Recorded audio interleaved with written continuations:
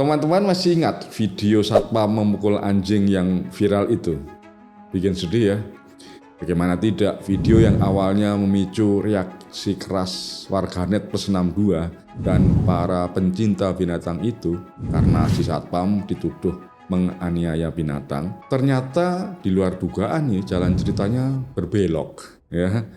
Belakangan diketahui bahwa sang satpam itu ternyata bukan sedang menyiksa anjing, melainkan sedang memberi pelajaran karena awalnya si anjing itu diperlihatkan menggigit seekor kucing kecil yang sedang berjalan di dekatnya. Tapi apa daya ya, gara-gara video viral tanpa memberi konteks atau cerita yang utuh, si satpam akhirnya dipecat. Perusahaan tempatnya bekerja juga diputus kontraknya oleh mall yang bekerja sama. Dan ya ini lucunya, ada seorang pesohor begitu katanya juga menjadi duta atau brand ambassador sebuah merek handphone terkenal, juga diserang habis-habisan karena dianggap sebagai biang keladi menyebarnya video yang menyebabkan satpam itu dipecat. Nah, dari situ kita melihat bahwa di media sosial itu tidak hanya video satpam memukul anjing, tapi ya semua hal itu bisa viral. Pokoknya sedikit-sedikit viral. Ibarat kata nih ya, tiada hari tanpa viral di media sosial. Teman-teman penasaran nggak? Apa sebenarnya yang dimaksud dengan viral? Dari mana sebetulnya asal-usul istilah viral itu? Dan perlukah sebenarnya media juga membuat berita yang viral? Jika perlu, apa saja yang harus diperhatikan? Kita bahas setelah ini.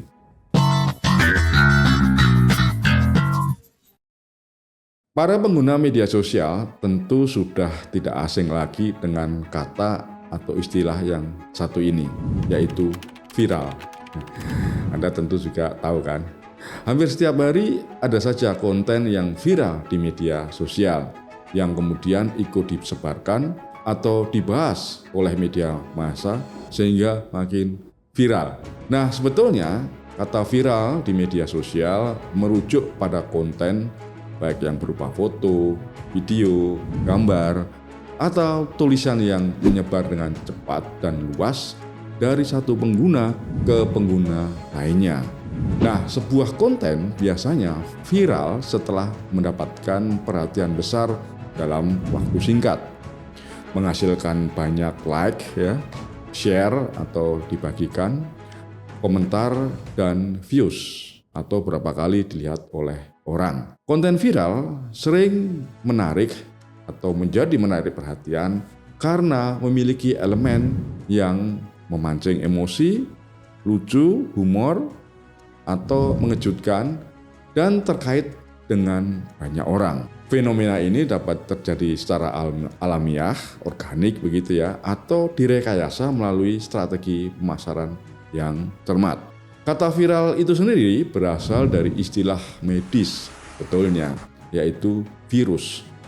Virus mengacu pada mikroorganisme yang dapat menyebar dengan cepat dan luas, serta menyebabkan infeksi, membuat badan orang jadi sakit. Nah, dalam konteks media sosial dan pemasaran, viral digunakan secara metaforis untuk menggambarkan bagaimana informasi atau konten menyebar dengan cepat dari satu individu ke individu yang lain.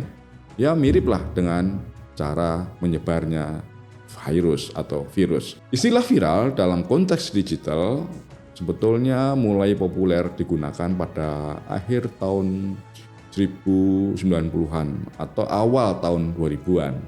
Ya, ini bersamaan dengan pertumbuhan internet dan media sosial.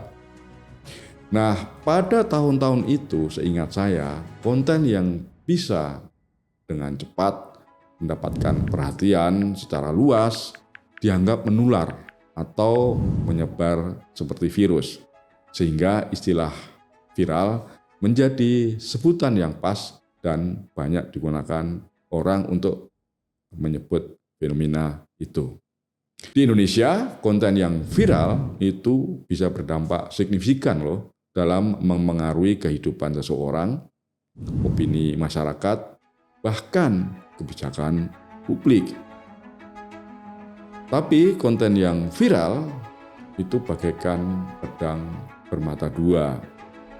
Konten yang viral selain memberi manfaat besar dalam bentuk visibilitas dan engagement, viralitas itu sebetulnya juga membawa risiko yang serius dan potensi dampak negatif yang merugikan seseorang, lembaga, atau institusi pemerintah. Seperti dalam kasus video satpam yang memukul anjing itu. Ya, satpamnya jadi dipecat, itu kan dampak yang negatif. Nah, pertanyaannya adalah mengapa sampai sekarang masih banyak orang yang mendambakan, bercita-cita begitu ya, konten buatannya jadi viral. Nah, rupanya dorongan untuk mendapatkan perhatian besar dan penyebaran yang sangat cepat merupakan daya tarik utama yang membuat seseorang, termasuk media, itu berlomba-lomba ingin membuat konten dan berita yang bisa viral. Nah, selain itu, ya biasanya ini ya, yang utama ini malah yang lebih penting sebetulnya mengapa orang ingin membuat sebuah konten itu jadi viral ya. Nah, penyebab utamanya karena dengan viral itu juga berarti terbukanya peluang untuk mendapatkan uang. Ya, misalnya melalui iklan atau sponsor. Makin banyak orang yang membaca atau melihat sebuah konten, berarti makin besar pula perhatian para pengiklan dan mitra bisnis potensial. Untuk kalangan bisnis dan perusahaan, konten yang viral itu sebetulnya dapat membantu meningkatkan brand awareness atau kesadaran merek dengan cepat. Sedangkan untuk para politisi, zaman sekarang kan zaman politik ya, dan media massa, konten yang viral itu dapat membantu pembentukan opini publik. Sedangkan untuk para politisi dan media massa, konten yang viral itu dapat membantu pembentukan opini publik atau mengarahkan perhatian publik pada isu-isu tertentu. Sementara itu, konten yang viral sebenarnya juga memiliki dampak negatif yang kadang luput dari perhatian banyak orang. Apa saja sebetulnya dampak negatif yang bisa muncul karena sebuah konten viral? Yang pertama, konten viral itu ibarat bola liar yang tidak terkendali. Begitu sebuah konten menjadi viral, maka pembuatnya akan kehilangan sebagian kontrol atas penyebarannya dan bagaimana konten tersebut digunakan atau ditafsirkan.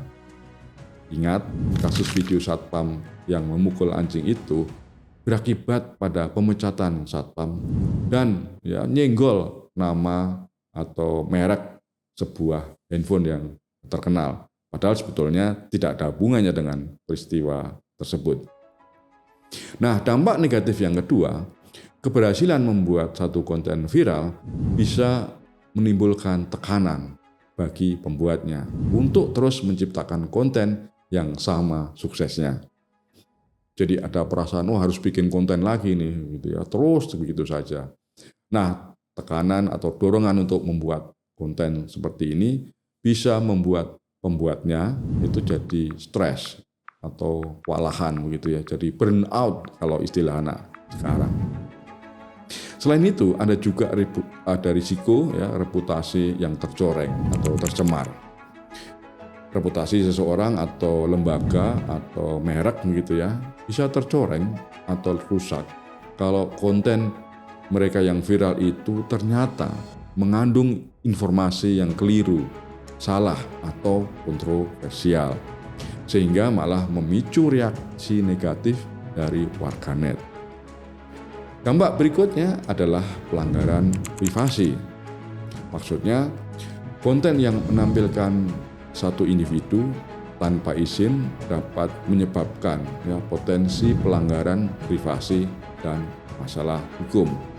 Tapi tidak jarang orang menyadari masalah pelanggaran ini. Yang tidak boleh dilupakan adalah fakta bahwa popularitas konten viral itu sifatnya temporer atau sementara.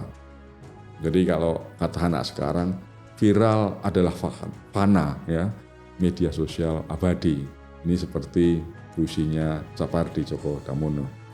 Jadi jika tidak dikelola dengan baik, efek positif dari konten yang viral bisa cepat memudar dan tidak memberikan manfaat jangka panjang.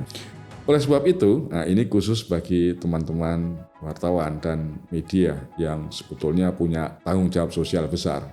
Perlu memperhatikan hal-hal berikut ini sebelum bercita-cita atau ingin membuat berita dan konten yang viral. Ada 10 hal yang wajib diperhatikan. Apa saja 10 hal itu? Yang pertama, menyangkut akurasi dan validitas informasi. Jadi, saat seorang wartawan hendak menulis berita, pastikan dulu informasi yang disajikan dalam berita tersebut itu akurat, valid, dan dapat dipercaya. Mengapa? Karena menyebarkan informasi yang salah atau menyebabkan publik jadi tersesat dapat merusak kredibilitas dan reputasi media atau wartawan tersebut. Jadi pastikan betul ya sebelum menulis. Yang kedua, wartawan harus selalu berpegang teguh pada etika jurnalistik. Karena mematuhi kode etik jurnalistik termasuk menghormati privasi individu, menghindari plagiarisme, dan memberikan atribusi yang tepat pada narasumber akan menghindarkan dari kurangnya kredibilitas. Yang ketiga, sensitif terhadap konten.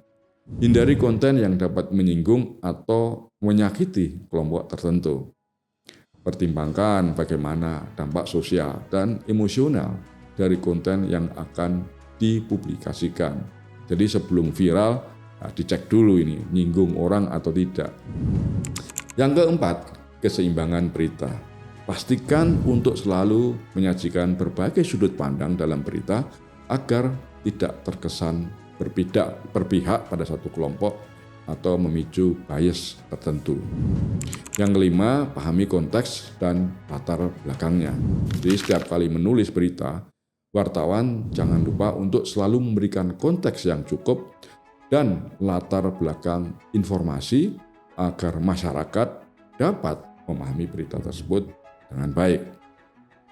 Yang keenam, kreativitas dan inovasi. Wartawan sebaiknya menggunakan elemen kreatif seperti visual yang menarik, cerita yang kuat, dan format yang inovatif untuk menarik perhatian dan mempertahankan minat audiens. Jadi jangan asal-asalan membuat berita atau kontesnya kalau ingin viral. Yang ketujuh, pemilihan judul yang menarik. Buatlah judul berita yang menarik, namun tidak menyesatkan atau bombastis begitu ya. Karena judul yang baik itu sebaiknya harus memberikan gambaran yang akurat tentang isi konten. Apalagi yang berikutnya. Yang kedelapan, interaksi dengan audiens. Nah, ini penting ya, jangan pernah mengabaikan suara masyarakat. Sebaliknya, berinteraksilah dengan membaca audiens ya melalui komentar di media sosial dan platform lain untuk membangun komunitas dan meningkatkan keterlibatan. Ini yang seringkali dilupakan oleh teman-teman wartawan, jadi interaksi dengan publik atau pembacanya. Jadi jangan sampai itu diabaikan lagi ya. Yang kesembilan, pemahaman tentang platform. Jadi wartawan harus memahami karakteristik masing-masing platform media sosial ya agar menyesuaikan konten lebih efektif dan sesuai dengan audiens targetnya. Karena setiap platform itu punya karakteristik yang berbeda termasuk penggunanya. Yang terakhir, ya, wartawan itu punya yang namanya tanggung jawab sosial.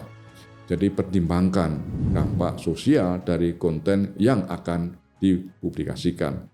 Termasuk potensi apakah berita tersebut akan memicu ketegangan atau konflik di kalangan masyarakat. Intinya, pikir dulu sebelum menyebar konten. Karena yang viral belum tentu benar, yang benar tidak selalu viral. Tabik.